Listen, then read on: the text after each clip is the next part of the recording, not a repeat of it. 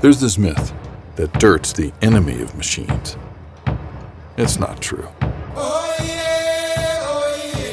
Dirt's the liberator of everything that's fast. It's the tattoo of a good time, the stain of unmitigated satisfaction. Dirt is here to remind us that we've had fun, that we've lived our lives to the fullest.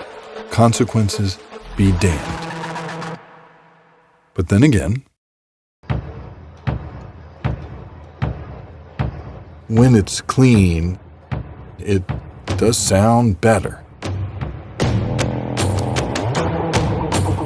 It goes a little faster. It stops quicker. It's more nimble.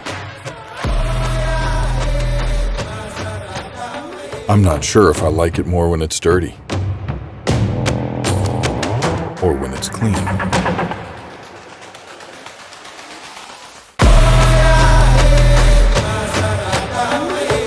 There's a million ways to get it dirty. There's only 5 ways to get it clean.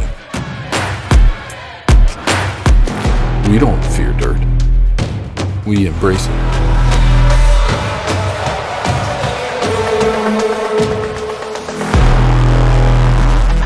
Bring on the dirt. 5W.